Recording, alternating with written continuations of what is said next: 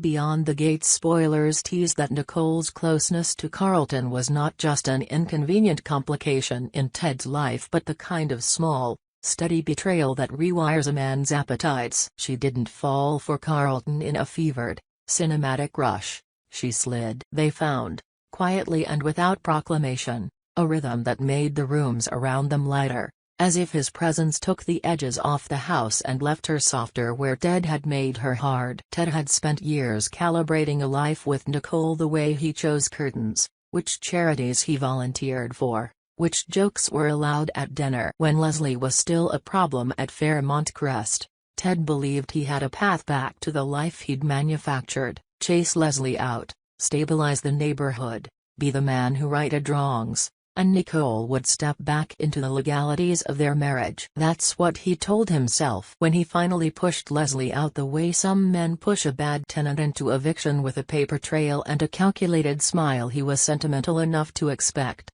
as if by social law, that Nicole would notice the man he'd become and let himself back in. Nicole did not. She said no. She said it briskly, with the kind of finality reserved for paper served at an office. Ted had the look of a man who believed the world still ran on adherence to etiquette. He had not yet internalized that people change on their own timetable and that your sacrifices do not become currency in someone else's ledger. He watched the refusal happen in the small, private way it had to happen over wine, with a small hand laid flat on a table, with a flatness that hid many smaller, sharper things. She told him she was not going to divorce him and would not divorce him, a paradox which meant she was keeping every option open while taking all the tenderness away. She would, she said, continue to see Carlton. That refusal is what loosened something in Ted that had been buttoned down for a long time. Before this, he'd been the kind of husband who balanced tenderness and control as a man balances his checkbook. After Nicole told him no,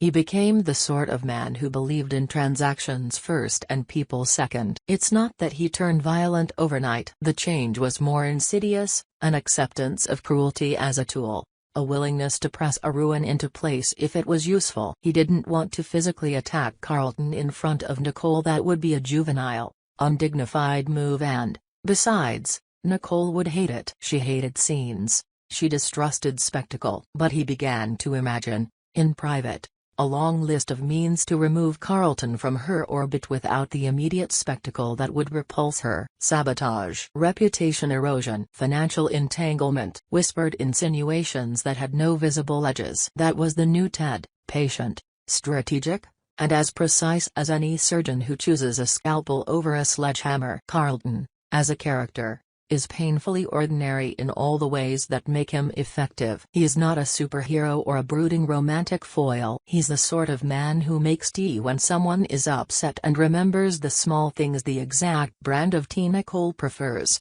the way the light on the kitchen counter looks at certain hours in winter. His ordinariness is his strength. It makes his intimacies believable and his steady presence a kind of accusation against Ted's calculated instability. She is, by degrees, seeking a life without contingency plans and without the game theory calculations that Ted loves. She wants, in ways she can't fully articulate even to herself, a man who will not keep score. Ted's early moves are clinical. He starts by revisiting the old cases he'd won against Leslie and refreshing them, the violations no one else had wanted to enforce, the petty bylaws that had been written in the cold, practical logic of property law. Ted remembers the dates and the signatures and the small omissions Leslie had made in her filings. He meets with the proper people: the lawyer who drinks black coffee and keeps her phone face down, the clerk at City Hall who still owes him a favor from a board meeting years ago. He compiles dossiers and keeps them in a drawer labeled Fairmont Files, the kind of label that makes the mundane look fearsome. In public, he smiles with the familiarity of a man who has done nothing wrong. In private, he organizes. The success of removing Leslie from Fairmont Crest is not a single dramatic moment. It is a small series of correct nudges. The vote he orchestrates looks like democracy. The call he places to a regulatory official looks like good citizenship. Leslie departs, and the neighborhood breathes. Ted thinks for a beat that the notebooks of his life will be read back to him and that Nicole will see only the proven man she married. But the problem with manipulators is they misname the object of their manipulation. Ted reads love as a system of returns instead of a reciprocal state of being. Nicole had never been a commodity he could repossess with paperwork and social currency. When she refuses him, when she turns to Carlton for what he has refused to give her, constancy without calculation, it feels to Ted like theft. He believes that her presence with Carlton can be preventative. He convinces himself that the right pressure at the right place will suffocate the new tenderness before it buds into anything lasting. Ted begins with Carlton's history because attacking the past is always easier than attacking a person directly. He finds a former employer who remembers one wayward improvised decision, a teenage scrape, a misfiled rental agreement. He plants questions at parties where mutual friends could verify careless texts. He funds small investigative inquiries disguised as philanthropy, a perfectly normal donation to a youth charity that coincidentally puts someone on Carlton's trail, someone to ask questions and listen. Ted hires a private investigator not with the intent to gather obvious dirt but to create a narrative, small, repeatable, plausible claims that can be repeated in a way that seems to come from the world itself, not from him. When people say, "Oh, Carlton, did you hear about him?" the effect isn't a revelation, it's an attrition. Nicole notices the glances, the gentle hesitations at dinners. She shrugs them off at first. Pride makes people stubborn. But attrition, repeated frequently enough, becomes a weight. Meanwhile, the other axis of the neighborhood Leslie and Vanessa's war unfolds like a pressure system. Leslie is not only a problem for Ted, she is, in this version of events, a woman for whom property is the instrument of power. She wants the house opposite Dupree not because of Dupree himself, an elderly man who keeps sawdowers and older flowers in his garden, but because the house is dominion. Buying the house opposite him is an exercise in establishing geometry. Put yourself across the street, and you control sightlines and conversations. You can write the scripts others must follow. She wants Vanessa, specifically, to purchase it because Vanessa's refusal would be an affront to Leslie's ability to bend the market to her will. And so Leslie makes a demand heavy enough to be a threat: purchase the house opposite Dupree at any cost, or be accused of discrimination. The threat is both clever and cruel because it weaponizes the modern fear of being publicly identified as bigoted. Leslie knows that in the 21st century, a discrimination accusation is expensive in more ways than one. It carries legal costs, reputational damage, and the social venom of a community ready to punish perceived ugliness. Vanessa, who has always been risk-averse, sees the threat as an existential corner. She does not have the financial wherewithal to fight a lawsuit or a smear campaign. She is not a person who thrives in the public square. Anita, Vanessa's friend, listens to the story in the soft hours of the evening when the lights in their duplex are dim and the television is only background noise. Anita's instincts are not heroic, they are pragmatic. She helps Vanessa go through mortgage options, she sits with her while she calls lenders. She listens to numbers and helps her convert them into a plan that looks valid on paper. But she also knows, as Vanessa knows, that buying the house at twice the asking price is a kind of punishment. If Vanessa pays that price, she will have to sell other securities, likely privatize retirement funds, and sign herself into a debt that will hum in the background of everything she does. Leslie knows this. That's the point. This is not just property. It is humiliation rendered in bricks. Leslie doesn't threaten in private only, she makes the terms public enough to be a tool. She leaks breadcrumbs of the story to polite neighbors who will gossip and to the online association message board where rancor breeds. She knows how to use the suggestion of law against someone who cannot afford to litigate. Vanessa feels the walls closing. She tries to bargain, to offer half the difference, to promise donations to a local shelter, to beg discretionary waiver. Leslie refuses. The price climbs. Vanessa tells Anita that she cannot stop Leslie from buying the house. By the time the auction ends, Leslie has paid twice the advertised price and the house, as if purchased by a warlord, is now hers. Vanessa's life begins to fracture in quieter ways that have nothing to do with bricks or bylaws. The lie that causes her life to collapse is small at first but catastrophic in consequence. A lie to Doug, her husband, about where she was that night. She told him she was working late. She told him, when he asked at 9 and then again at midnight with that steady, suspicious patience men use when they don't believe their partners, that she had meetings and a client who required an odd schedule. Doug, who was not a simple man, accepted the explanation the way some people accept a road signage when it would be inconvenient to question it further. He trusted the pattern of life. He trusted the cadence that made the eventual reveal all the nastier. Joey is not an architect of ruin. He is younger than Vanessa, handsome in a still-notched way, a freelance artist who had come to the neighborhood to restore a mural on the corner of Fairmont Crest. He'd been hired, innocently enough, to do something visible and public and thus safe. Joey's client list is small and his tastes are generous. He paints a lot of light. What started between Vanessa and Joey was not planning or conspiracy. It was a sequence of shared confidences in long,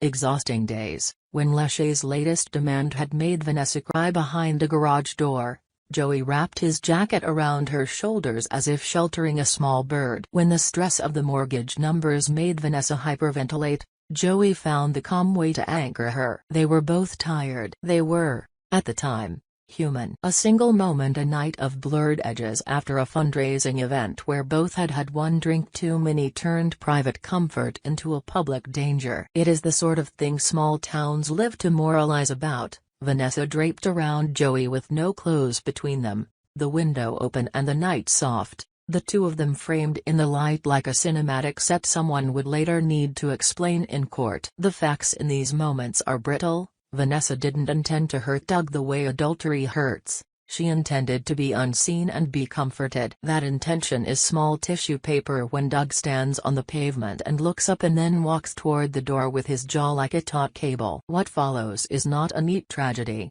It is a domestic catastrophe. Doug's reaction is kinetic and immediate. There is yelling. Words like whore might be used. There are insults and the kind of bodily fear that makes a reasonable person unmoored. Doug could be a man who keeps his rage inside the cylinder of legal consequences. He could be, in another life, a man who leaves and files for separation calmly. Instead, in the particular moment when the human script must pick a path, Doug becomes the kind of man who balances on the thin ledge between rage and remorse. He could hurt someone. The story the user provided suggests he may not restrain himself. The narrative choice here, whether Doug turns violent or not, is one that should be handled with care, and so the story will show the build-up, the trembling in Doug's hands, the way he presses his face against the screen, the way every step toward the door echoes with the past. He had expected to be linear. He had expected a lifetime paced by the dull affection of a marriage. He sees Vanessa wrapped around Joey and the world,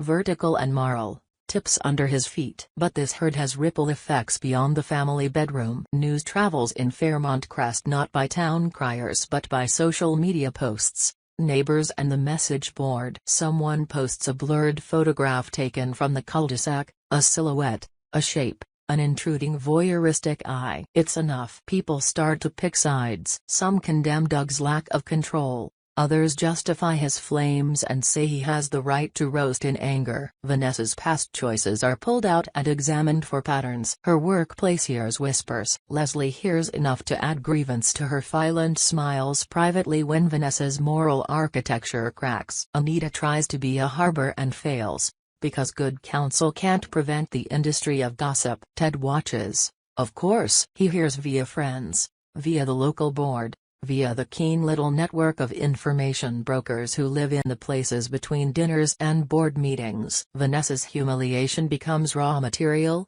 like everything else, that the men of Fairmont Crest can use to understand their own losses. Ted's reaction is not compassionate. The world, to him, is an inventory to be sorted. He wonders if Nicole would look at him differently if anyone had ever seen him in that position, naked, shameful, with another woman, and whether humiliation could be reversed if properly timed. He returns to the quiet manipulations he has already begun with Carlton and doubles down on the effort to make the world small enough for him to own Nicole. for her part, oscillates between feeling liberated and trapped. Staying married to Ted while seeing Carlton is a strategy, perhaps, or a symptom of older vows. She is tethering cruelty and safety together like a child with mismatched shoes. She is practical enough to know the legal benefits of staying married, enough of a skeptic to suspect that Ted might use divorce as a weapon to take more than the law would typically allow. She also recognizes the element of message.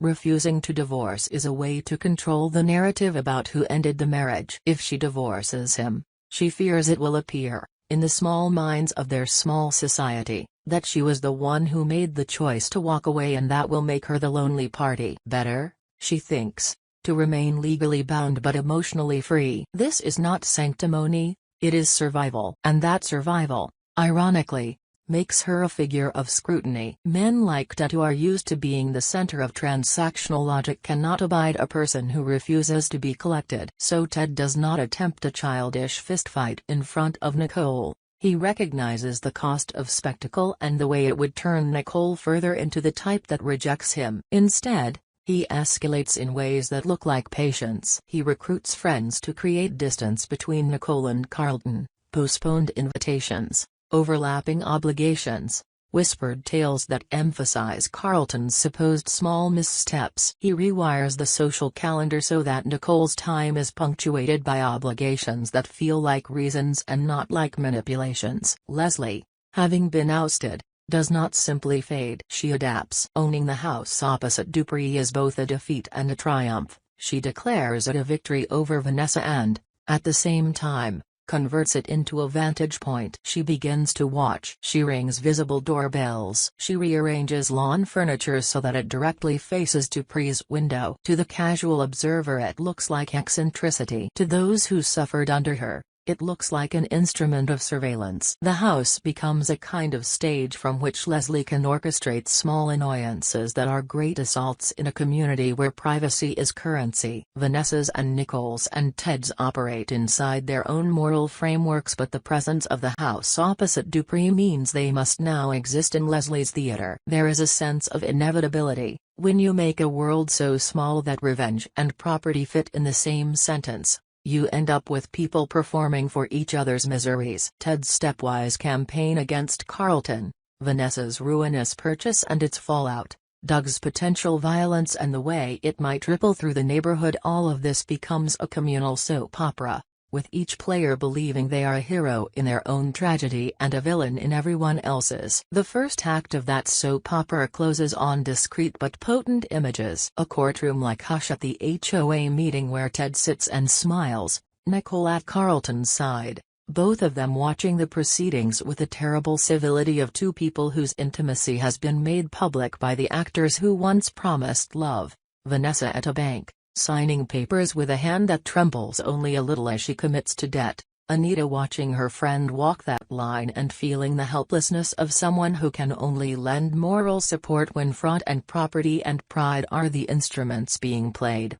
Doug standing on a porch, a figure backlit by the street lamp, a man teetering between a rage that might be a moment and a rage that will change lives. The narrative up to this point is not tidy. There are no clean outcomes. No moral lesson neatly affixed to the final page. There are, instead, preparations. People take positions and wait. Ted is learning to wait like an instrument of time. He has set his pieces like an expert chess player who will not sacrifice a knight for spectacle. Nicole is keeping both her hand and her options. She wants safety without submission. Leslie is turning property into weaponry and enjoys every blinking light. Vanessa has been forced into financial choices that will hum for years and has also been exposed to a kind of personal horror that the community will comment on for months. Doug stands with his hands empty and his future full of dangerous possibility. Carlton is, for now, the patient axis of Nicole's new orbit, unaware, perhaps, of the length of the schematics being pulled around him. The end of this portion does not resolve who will survive the manipulations and who will break under them. It leaves instead a panorama of tensions, Ted's slow-burning campaign, Nicole's refusal to make a definitive legal clean break, Leslie's new vantage point opposite Dupree, Vanessa's financial ruin and the exposure of her private moment with Joey. and Doug's temper that can no longer be left as metaphor. Each actor is now in motion and, crucially, each has a capacity to inflict harm that is not obvious at first glance. This is the moment before the dominoes fall, the quiet hour where a man tightens a necklace, where a woman signs a document, where a neighbor posts a photograph, where a promise is broken and the consequences spread through the small arteries of Fairmont Crest. No resolution is offered yet. The stakes have been laid out, the motives explained, and the machinery of revenge and survival set into motion. What happens next will be about choices, whether to respond with dignity and retreat or to respond with cruelty and escalate, whether to reveal secrets and risk legal consequences or to swallow humiliation and preserve appearances, whether to stop a man from losing control or to allow the rage to burn itself out at terrible cost. The players are in place, the town has been informed. The cameras, both literal and figurative, are watching. The scene is set for those choices to be made, and for the consequences to be felt in ways that will not be easy to undo.